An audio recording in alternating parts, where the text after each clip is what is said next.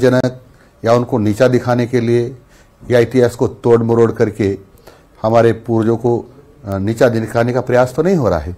जैसे कई पुस्तकों में शिवाजी को कहा गया पहाड़ी चूहा, कुछ मैंने पहले में 10-15 साल पहले पुस्तकें पढ़ी थी एनसीईआरटी की, तो उसमें था चंद्रशेखर आजाद, भगत सिंह आतंकवादी हैं और कांग्रेस कहती कि वीर सावरकर देशभक्त है ही नहीं, और कांग्रेस का शासन था तब से हम हमारे बच्चों को और हमको भी पढ़ाया कि अकबर महान था। अकबर महान कैसे हो सकता है? वो तो मीना बाजार लगा करके सुंदर लड़कियों को उठा करके ले जाता था, उनके साथ कुकर्म करता था, आक्रांता था, और उसने हमारे जो महाराणा प्रताप हैं उन्हें पूरी मेवाड़ की रक्षा के लिए लड़ाई लड़ी है। तो महान तो महाराणा प्रताप है, ये तो आक्रांता बलात्कारी है, और उसको महान पढ़ाना मैं समझता हूं राजस्थान के बच्चों के साथ ज्यादती है। जी, अभी 12 में एक ऐसा ही मामला हुआ, मां सरस्वती की प्रतिमा लगाने को लेकर के 26 जनवरी पर विवाद हुआ, उस पर क्या कोई एक्शन होगा? और अब जब आप कह रहे हैं कि स्कूलों में मां सरस्वती की प्रतिमा लगाना अनिवार्य होगा, लिखित आदेश नहीं है लेकिन मौखिक तौर पर आप कह रहे हैं, क्या ऐसे स्कूल जिनको चिन्हित किया जाएगा जहां पर मां सरस्वती की प्रतिमा नहीं है उन पर कार्रवाई होगी? देखो, हमने पहले भी कहा कि लिखित में मेरी जानकारी के अनुसार शायद आदेश नहीं है, क्योंकि मुझे भी पुराने समय का ही पता नहीं आदेश लिखित में नहीं, लेकिन ये परंपरा मैंने बचपन से देखी है, हम भी पढ़े हैं स्कूलों में। तो हम सबको आग्रह करेंगे कि शिक्षा के मंदिर में और विद्या के मंदिर में मां सरस्वती की मूर्ति या चित्र होना ही चाहिए। अंग्रेजी मीडियम, महात्मा गांधी अंग्रेजी मीडियम स्कूलों को लेकर के लगातार विपक्षी आशंका जता रहा कि जैसे ही आप सरकार में आए हैं उसके बाद इन अंग्रेजी मीडियम स्कूलों को क्या बंद करेंगे? आपका इस पर क्या कहना है? जो स्कूल चल रहे हैं उनको लेकर के क्या योजना है आपकी?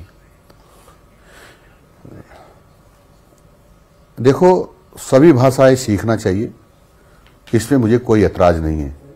हिंदी भी सीखें, अंग्रेजी भी सीखें, संस्कृत भी सीखें और अन्य भाषाएं भी सीखें, लेकिन विद्यालय भवन न हो, पढ़ाने वाले अध्यापक न हो, और बच्चों को हम अंग्रेजी के नाम पर उन स्कूलों में ठूस दे जहां पढ़ाई नहीं हो रही है, ये पागलपन है हमारा। उनके बच्चों के साथ न्याय नहीं है, अन्याय है। उनके भविष्य को अंधकार में धकेल रहे हैं। इसलिए जो ऐसे जहां बच्चे नहीं है या अध्यापक नहीं है, भवन नहीं है पर्याप्त, ऐसे विद्यालयों के बारे में समीक्षा करके हम विचार करेंगे कि इनका क्या करना चाहिए। कई ऐसे स्कूल हैं जहां पर भवन जर्जर है, आपने स्कूलों के भवनों की बात की, कई ऐसे स्कूल हैं जहां पर टीचर्स नहीं हैं, उनको लेकर के क्या करेंगे? देखो, मैंने कुछ अधिकारियों से बातचीत की तो मुझे लगा कि लगभग 700-800 टीचर यानी अध्यापक, माननीय अध्यापक जयपुर में अधिशेष हैं, यानी वैसे ही बैठे हुए हैं। कोई नेताओं के मिलने वाले हैं, कोई चहेतों के मिलने वाले हैं, कोई सिफारशी हैं, कोई पैसे देकर के बैठे हुए हैं, जिनका मतलब ही नहीं। तो ऐसे कोई कई सारे डेपुटेशन पे रखे हुए हैं। तो लगभग मेरा अंदाजा है, एग्जैक्ट तो फिगर नहीं है, लेकिन 1,500 से ज्यादा अध्यापक डेपुटेशन वाले अधिशेष यहाँ फालतू ही बैठे हैं।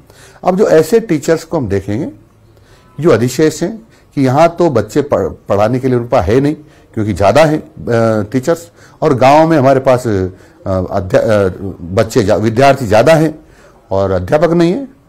तो हम कोशिश, और पहले से ही 25% हमारे पास अध्यापक कम है राजस्थान में, तो सभी जगह 25% अध्यापकों की सीट खाली रखेंगे, क्योंकि गांव में खाली रहती तो शहर में भी खाली रहना चाहिए।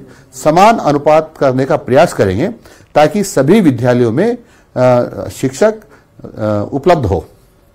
लेकिन दिलावर साहब, अभी कुछ ही दिनों में ट्रांसफर से बैन हट जाएंगे। आपके विभाग पर सबसे जो बड़ी जिम्मेदारी है कि स्कूलों में टीचर्स के ट्रांसफर की पॉलिसी क्या हो। पिछली सरकार ये तय नहीं कर पाई, थर्ड ग्रेड टीचर्स के ट्रांसफर्स लगातार लंबे समय से जो है नहीं हो पाए, कई सालों से। उसे लेकर के क्या कोई कार्य योजना है आपके विभाग की आगामी दिनों में?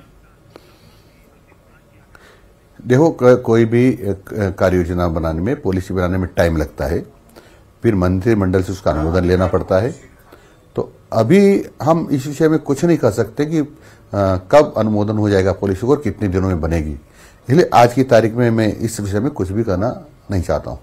जी, लेकिन दिलावर साहब, विपक्ष ये कहता है कि जब भी बीजेपी की सरकार जहां पर आती है या आपके शिक्षा मंत्री बनने के बाद ये मुद्दे, हिजाब हुआ, स्कूलों में मां सरस्वती की प्रतिमा हुई, इस तरह के धार्मिक मुद्दे ज्यादा उठाए जा रहे हैं। वो कह रहे हैं कि आप काम नहीं करके इस तरह के मुद्दे सामने लाते हैं जिससे जो महत्वपूर्ण समस्या है स्कूलों की, विद्यालयों में कैसे शिक्षा का स्तर सुधरे, उससे ध्यान